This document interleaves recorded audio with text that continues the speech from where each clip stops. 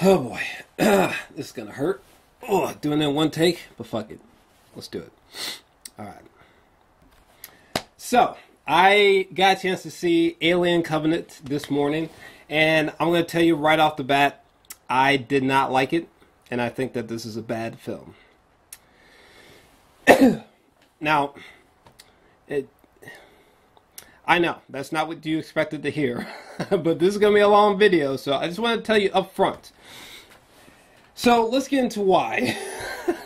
Let's start with the flaws first, and then end with positives. I think it's better to end with positives.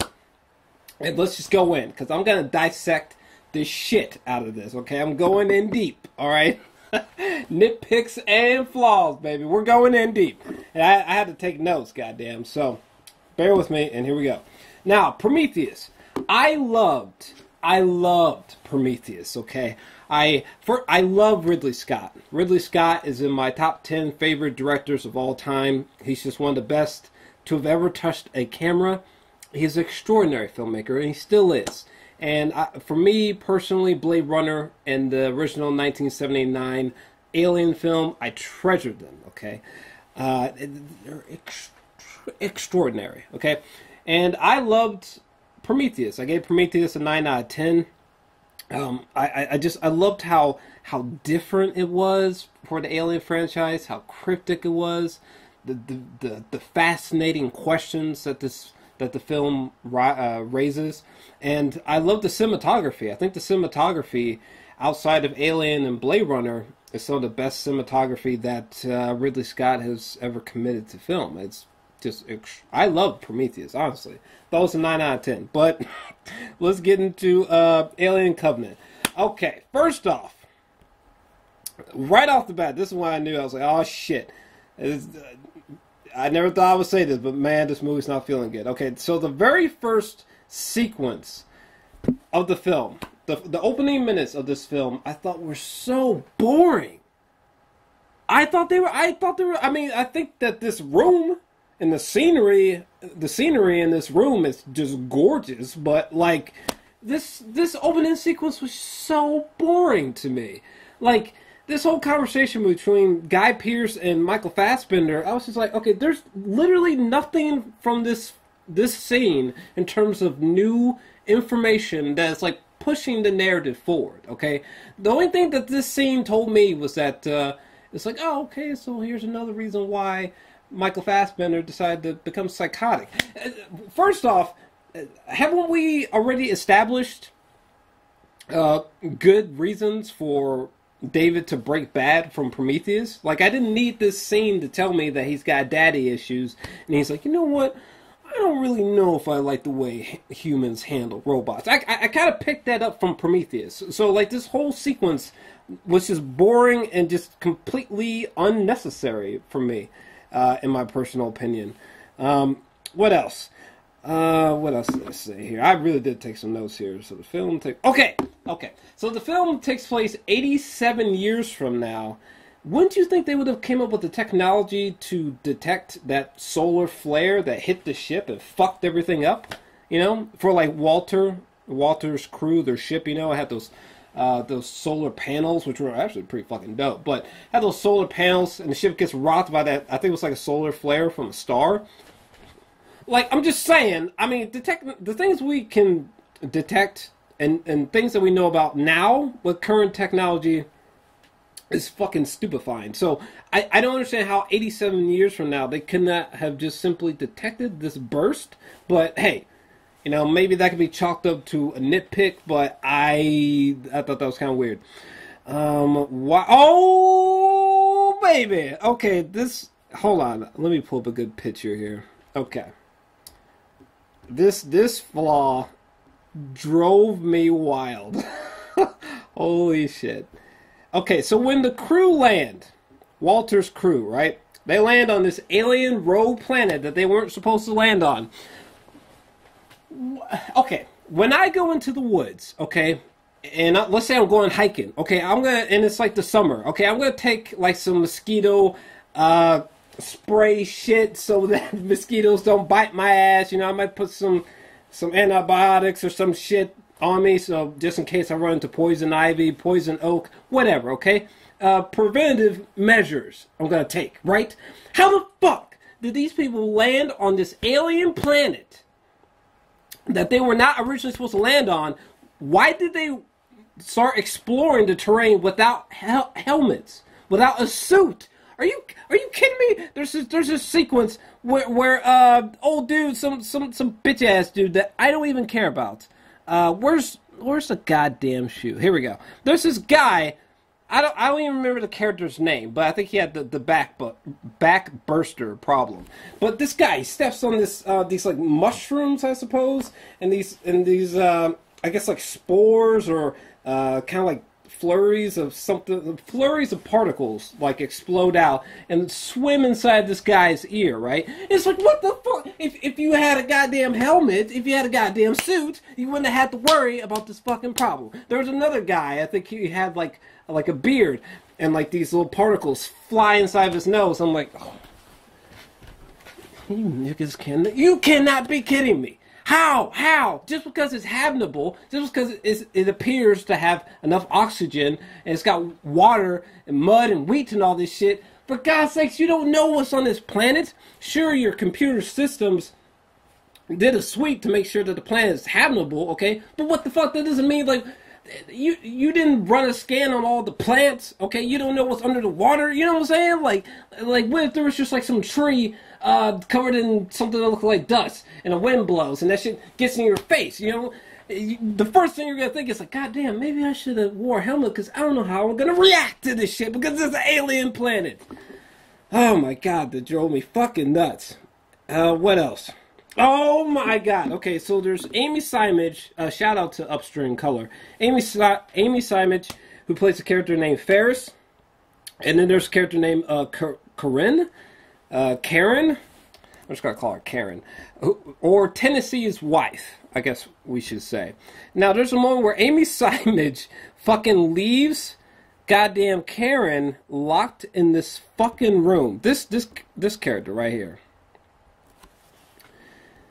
This character right here, she gets locked in the room by Amy Simage, and she gets locked in the room with this guy who's got a goddamn backburster, okay, that's like spasming out. So Amy Simage just runs out of the fucking room and locks her in there. Like, bitch, why?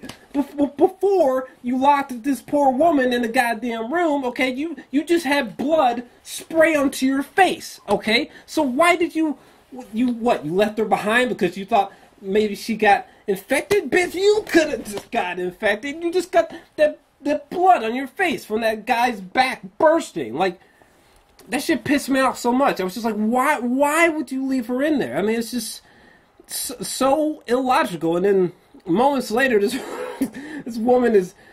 poor woman is basically fucking ripped apart.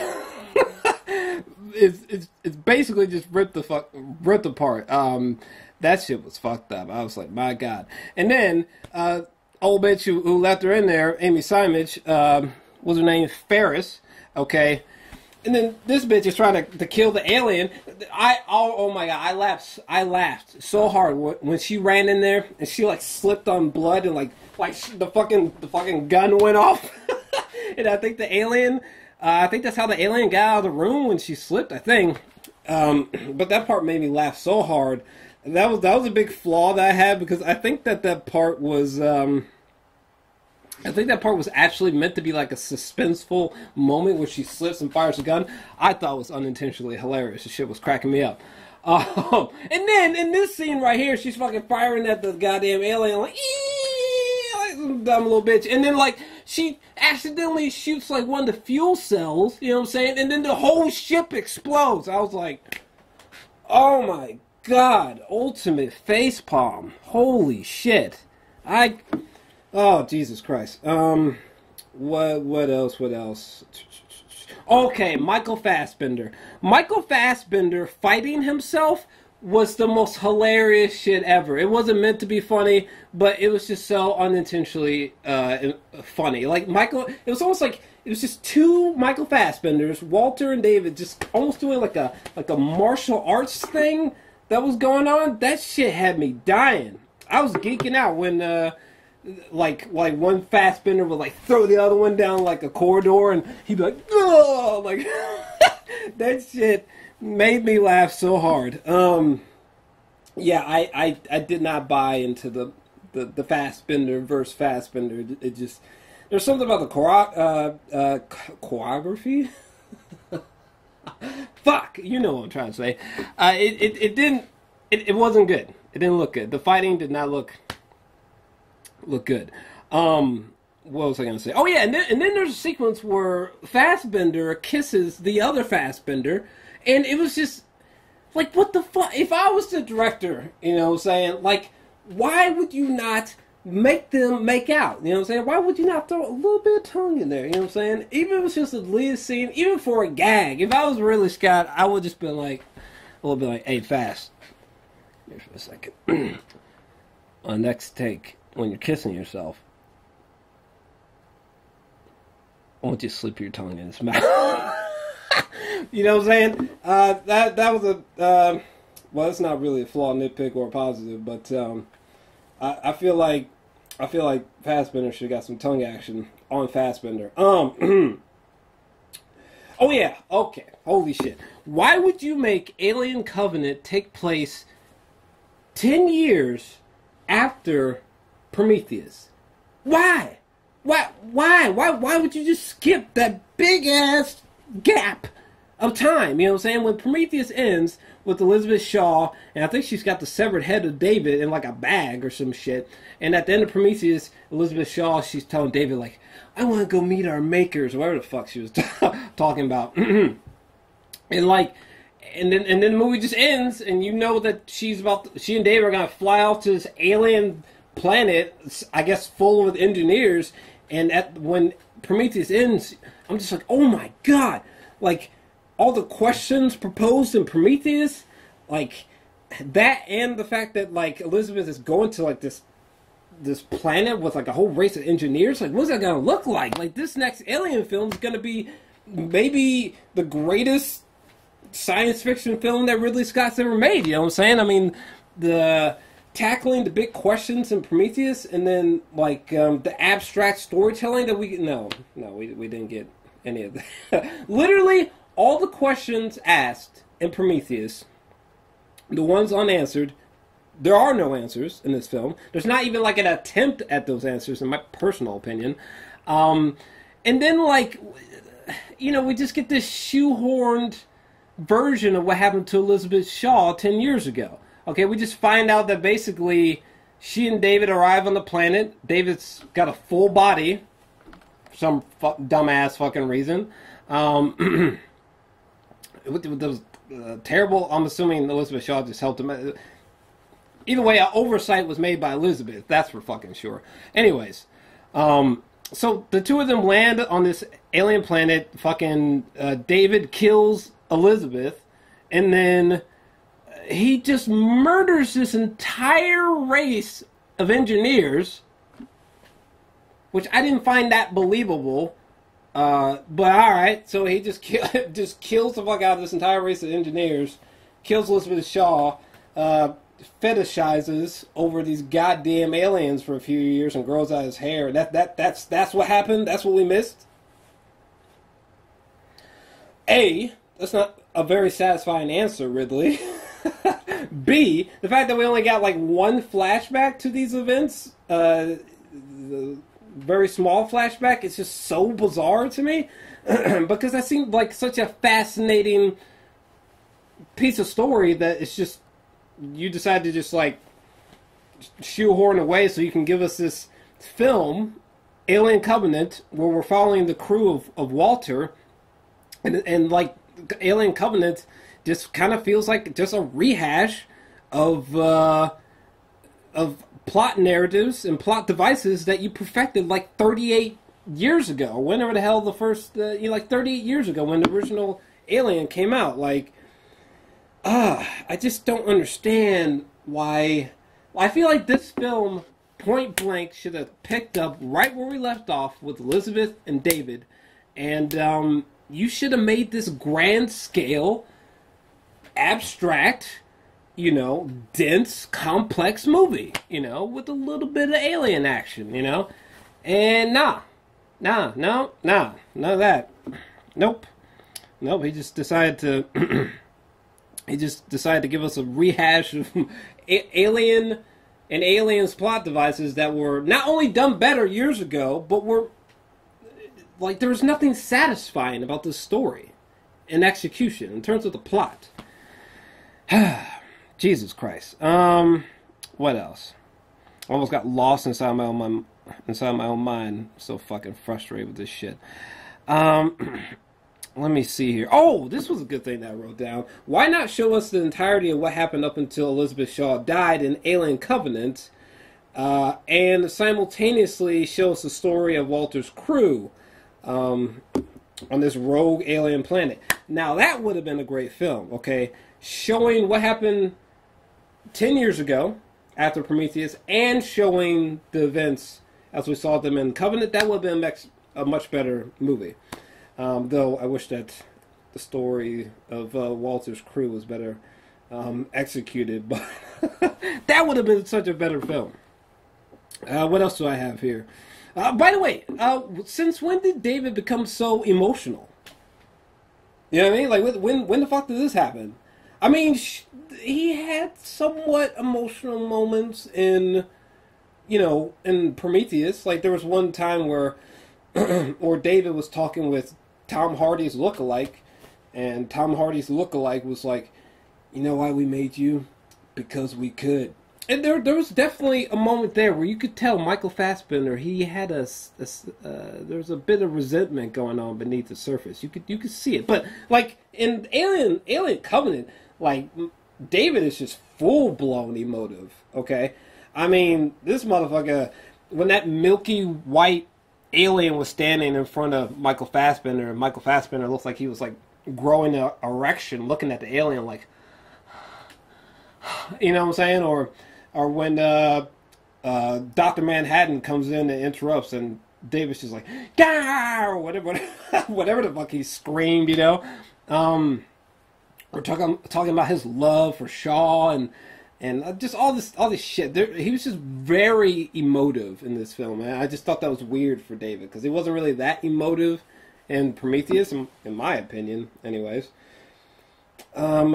Also, David's fondness for the xenomorphs, the aliens, I guess I should call them xenomorphs, is just weird. Like, I'm surprised that David hasn't just made a fucking sex doll out of these goddamn xenomorph corpses and left behind preserved pieces. What else do I have here?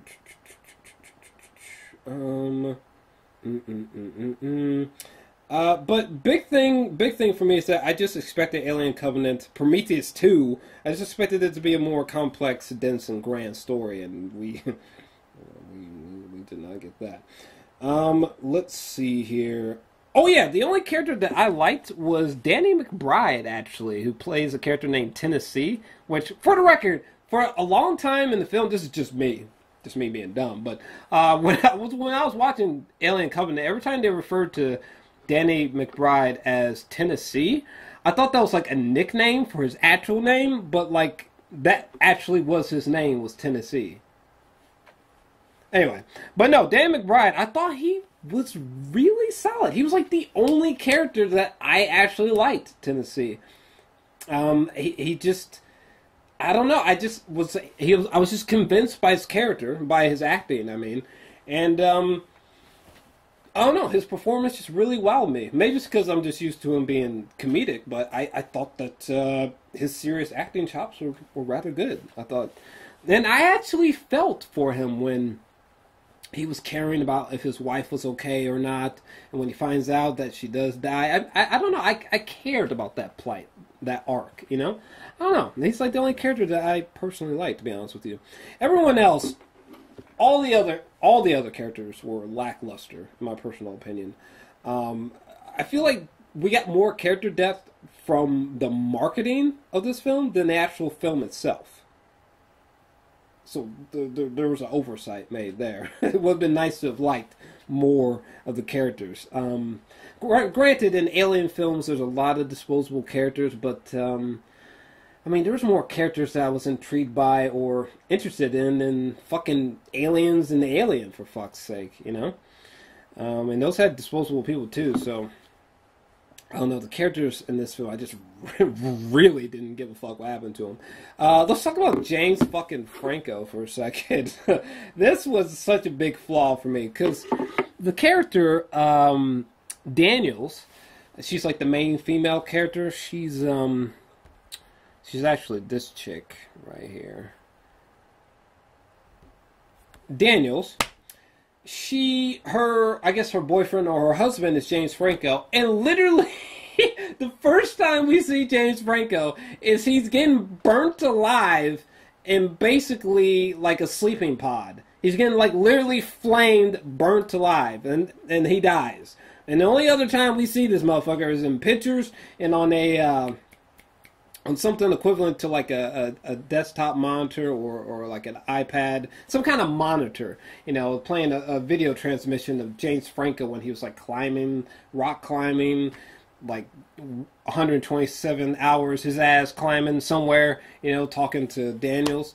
I'm sorry, I could not buy into her emotional state because her husband just died, because I'm just fucking cracking up at the fact that James Franco's introduction into this film is being burnt alive. It's equivalent to like if her husband was Louis C.K. and the first time we see Louis C.K. in this film, he's getting burnt alive, and then we see this video feed of him climbing on some mountain. I'm sorry, I just, you know, James Franco, unless you've been living under a rock, he's a very comedic guy. So, I just could not take it seriously. The whole time when she was crying about James Franco, I was just like, my nigga just got burnt alive. Oh my god, that had to have been the easiest paycheck of all time. Jesus Christ. Anyways, let's move on. Wait, what? Oh, never mind. Oh, so this alien planet that they land on, let me see here. Do I have a good picture of it? I think, what's a good picture? Well, this is a good one. Okay, so this alien planet, I'm spacing out on what it was called. My apologies. But this alien planet that they land on, where everything goes wrong, you know, Walter's crew, this planet was not detected by their systems. The fuck? Now, in defense of the film, this is something that might have a really interesting answer in an upcoming film, which I highly doubt. But I just thought that was just really weird that wasn't really directly answered, you know? Like how like they're heading towards this goddamn system that is like years away, and like how did you guys like miss this planet right there? Like, really? The fuck? Also, I didn't understand Daniels. I didn't understand her whole argument when she's talking to the captain. What is the captain's name? Oram? I think the actor's name is Billy Crudup. I'm just gonna call him not Captain America, but Dr. Manhattan. I almost blanked out on his name. I think I have a picture of his face. Oh, here we go. So, Dr. Manhattan, there's a moment where Daniels, she's arguing with him because she's like, well, how do we know that this new planet is safe? I don't think we should go there. I think it's dangerous. It's like, bitch, okay, now granted, like me and the audience, we know that it ain't safe for y'all to go there because there's going to be xenomorphs and shit, and it's because I saw the trailer, bitch. But in this situation, she don't know about no goddamn xenomorphs. She don't know about no goddamn engineers, you know what I mean? So in this moment, I did not understand her argument whatsoever, okay? They were saying that it would took, I think, just like a few weeks to get to this new alien planet. Their original destination took them like 7 years or some shit to get to. Like bitch, what is you talking about? Your counter arguments are not making any sense. He was right to land on the planet. I mean, granted, not really, because, given what happens. But still, what I mean? In this moment, her argument just made no sense, and that irked me so bad. Like, at the time, that was a pretty sound idea, actually. Like, what the hell is she talking about? Oh, yeah, the CGI xenomorphs. Oh, boy. Yeah, I personally did not care for constantly CGI xenomorphs. I just didn't like it. And I know there's technically only one xenomorph in this film. This is like the original one. Whatever.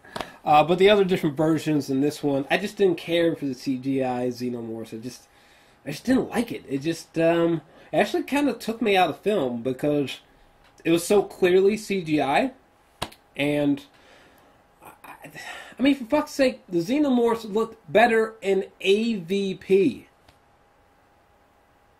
And that's a terrible film. Oh my god. Let's see. Do I have any more flaws? Good lord. Oh, yeah. There was one sequence that was, I guess should have been, like, thrilling and, like, oh my god, but I didn't really care for it. But there was one sequence right here where Tennessee was flying like a fucking retard for no reason. Like, maybe there's something I missed, because there were a couple times during this film where I micro-napped. You ever done that? Where you're just like... Yeah, like I did that a couple times because I was just getting bored. Especially, like, during those moments where... This is a flaw that I didn't even write down. But you know that sequence where, like, David and Walter, these two bitch-ass motherfuckers are, like, playing with this, like, this flute? I was just like, how much longer are these motherfuckers going to play with this goddamn flute? Why don't you guys start blowing each other? And then maybe that'll be more fun for you. But, anyway. Okay, so in this sequence...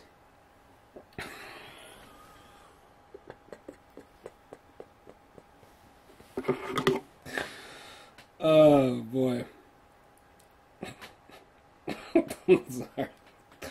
I'm sorry. By the way, I just want to say something. I know I'm kind of jumping, but I gotta say, I got nothing against, like, homosexuals, transgender people, pansexual. Is that a thing? I think that's a thing. Transgenders, whatever the fuck. I don't give a fuck, alright? Bringing it up for a couple reasons. Mostly one reason. I think in the marketing, it was established that some of Walter's crew were gay, and there were like a lot of people that were just like, "Oh, that's so fucking stupid! Like, why the fuck are these fucking gays?" And it's like, listen, I get that their mission, Walter's crew, their mission is to colonize, right? Right? Colonizing. All right, so I kind of see where you're coming from a tiny bit, sort of. But here's the thing. They had, like, all those embryos and, like, these translucent little oval discs and shit, like these little sacs, They had these little embryos that they were just going to have grow in a weird way. You know how in the Matrix where babies were being... Like in the first Matrix from 1999, Keanu Reeves, babies were being grown artificially in like an artificial womb. That's how I assumed that these embryos were going to get birthed, so to speak. So this concept of like, why are these gay people there? They can't fucking make babies. Why they? It's like, look, guys. Okay, the crew are just not going to. The crew is not going to just fuck themselves to oblivion until this whole fucking planet is colonized. Okay, that's why they show the embryos and the little see-through sacs, and you see little curled up baby, human baby. Okay, breathe. All right, it's cool that there was gay people on the fucking ship. All right. They're not all going to just be fucking each other all day trying to just have babies and entire generations just purely from them all fucking. So let's just calm it the fuck down. I'm sure the fucking will help, but just saying. I got no problem with homosexuals and, given the embryos and shit. Like, why can't they be there? The fuck? Don't be a dick. Anyway, this sequence right here where goddamn Danny McBride was flying like a fucking retard was cracking me up. Why was he having so much difficulty? Danny McBride's over here like, oh shit. I'm like, bro, I don't think you need to be flying that crazy. Just take a deep breath and like level this bitch out. Okay? And then, I mean, maybe he was flying like that maybe to throw off the alien, I guess. But that wouldn't make sense, especially when she was out there, because she's flopping all around. So I think he was unintentionally like, oh shit, oh fuck. Anyway, but yeah, I didn't understand why he was flying like a psychopath. And also, her motives here were so illogical. Like, you know what? Here, I'm gonna go strap myself in. I'm gonna go shoot that fucker. I was like, what are you doing? What did you... choking on myself. What are you doing, woman? Look at her. She was just like being thrown around like a goddamn yo-yo. I'm like, woman, if you don't take yourself inside and just let this man just try to... what the fuck? Just fly into space. It can't... It's gotta die. Can it die? Can a xenomorph live in outer space? I can't remember. Shit, I can't remember. But either way, take his ass into outer space, and if it's still living... when it tries to get in, I mean, there's only so many pathways that it could get into the ship if it's still on the ship once you reach outer space, fucking track that bitch down. I don't know. But just the concept of her trying to hold on to this wire right here and just, I guess, try to shoot the alien just seemed totally illogical, especially as Danny McBride is continuously making the ship flip-flop and shit. I was like, god damn. Walter, at least go out there and help her. You're not even human. No one gives a fuck if you die, Walter. Oh my god. Whew. Is there any other flaws? Actually, I think we've reached the end of my flaws. Oh my god. Oh, holy shit. I'm about to get into the positives finally, but again, I just want to reiterate just so I can make it clear. Biggest negative is that I really expected to see the journey of Elizabeth Shaw and David on this alien planet, and I expected to see a grand scale storytelling from that. I expected to see an epic storytelling from that, a really abstract story tackling some of the many questions from Prometheus, such as why did the engineers make us, and why did they leave us? Why are the engineers seemingly violent towards humans? And I thought that would have been such an extraordinary, beautifully poetic plot to just tackle and do some insane, different stuff with. And Ridley Scott just like threw that aside and was like, well, let's just give them a taste of the 70s alien, baby. I was like, oh, fuck, Ridley. Anyway, positives. Michael Fassbender. Michael Fassbender is extraordinary in this film. He's always extraordinary, but I thought he was just... he's just fantastic, and he was fantastic in this film. It was a little bit jarring hearing him with like the southern accent at first. Not because he was bad with the southern accent, but I was just expecting to see David.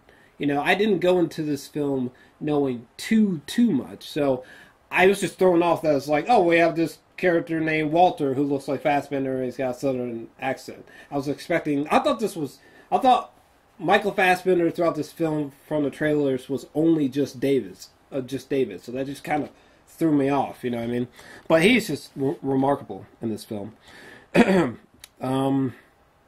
me see here. Oh, visually, I think the film is on point. The sequence where Danny McBride and another character, they're trying to fix those solar powered gold panels on this ship. I think I have a picture of the ship. But, they get... The ship right here gets rocked by like that solar flare. At least I think it was like a solar flare. But it was like some kind of energy burst from a star.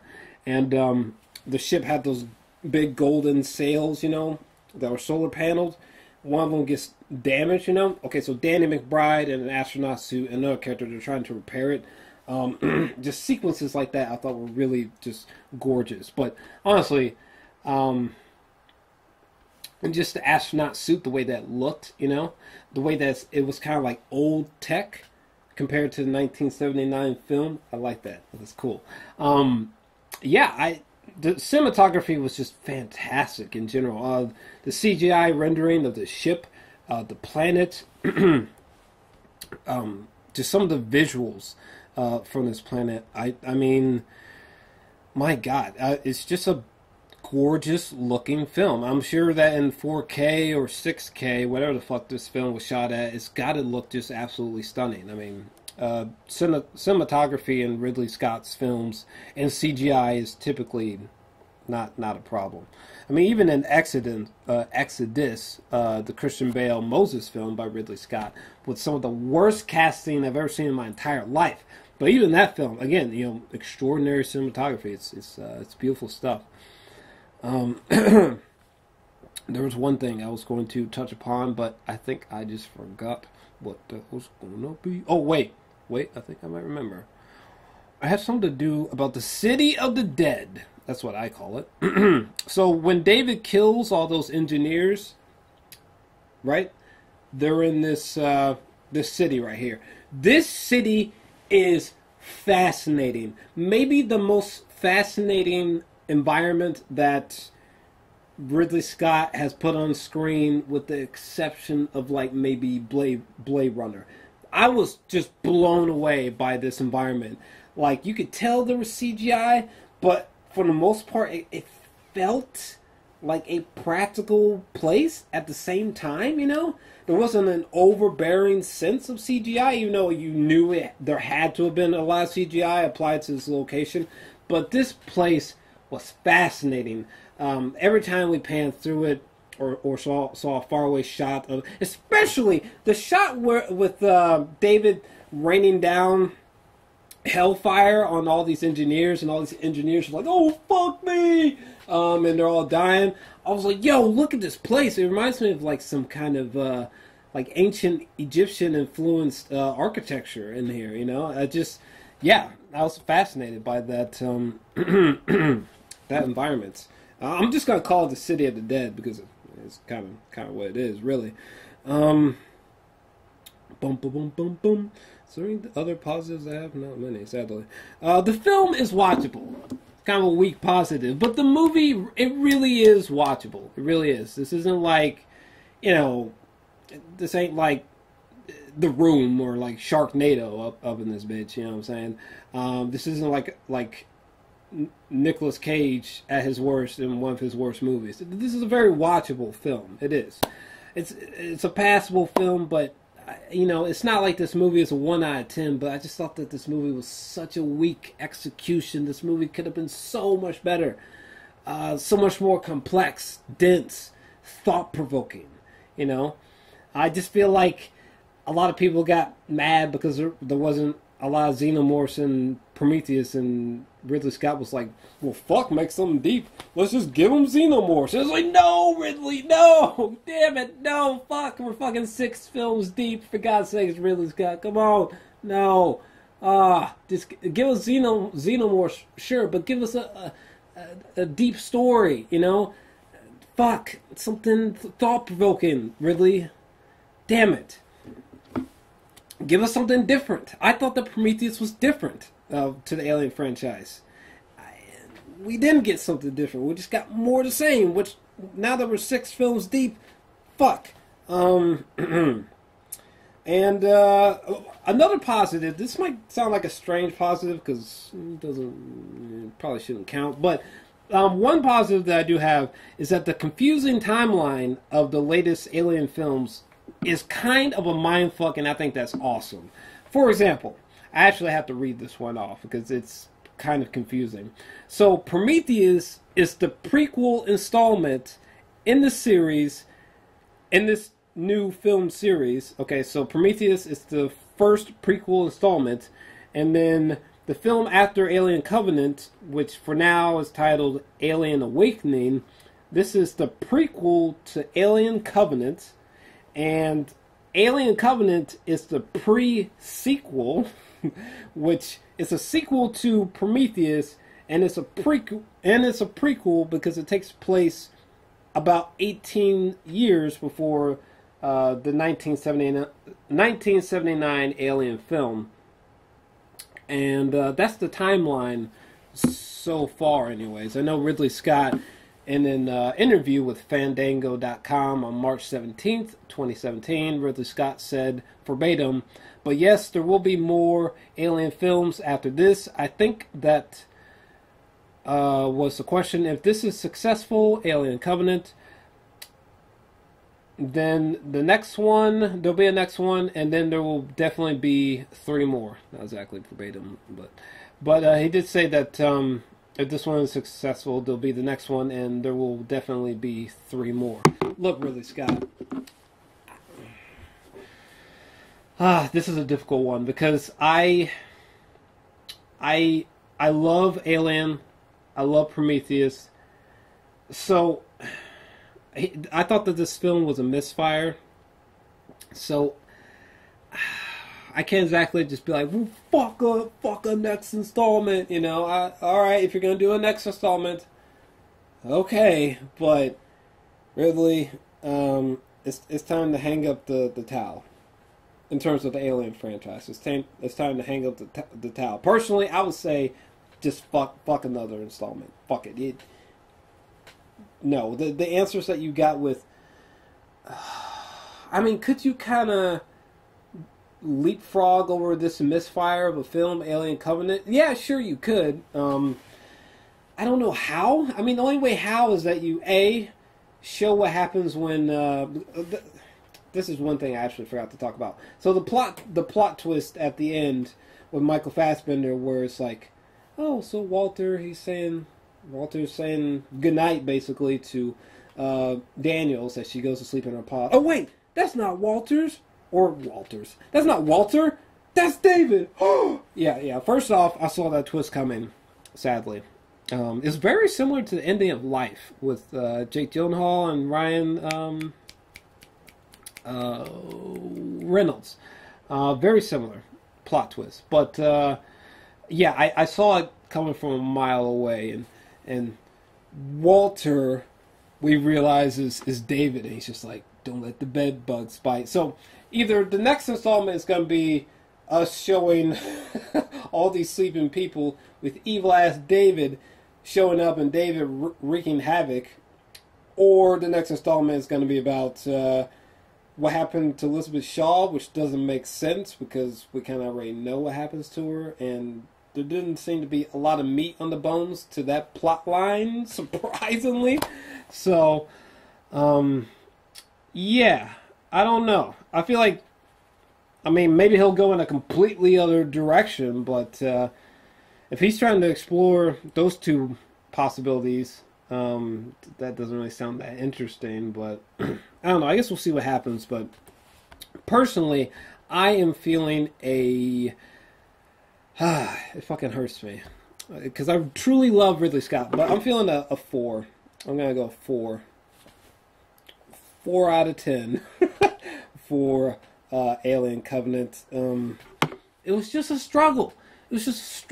I mean, yes, like in Prometheus, did the scientists make stupid fucking decisions? Yes, but like that one dumb fuck in Prometheus who, you know, that one alien that looks like a king cobra a little bit, and that one scientist was like, "Hey, little guy," or some bullshit, and the thing snakes around his arm and starts squeezing. That guy's like, "Oh my god!" From Prometheus, I was like, "Oh my god!" Yeah, people made stupid mistakes in Prometheus as well, but God, this has got to be the dumbest crew so far. In Alien Covenant, this has got to be the dumbest. Oh man.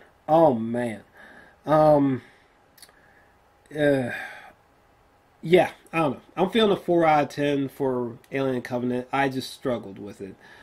I just thought, I was expecting just a thought-provoking film. A different film. A dense, complex narrative, you know. Watching what happened to Elizabeth Shaw and David. And maybe combined with like a Walter's Crew-esque story, a simultaneous thing going on perhaps. But what we got just felt like, this movie just felt like it'd been there, done that, and a wasted potential for really deep, thought-provoking ideas based on Prometheus's ending.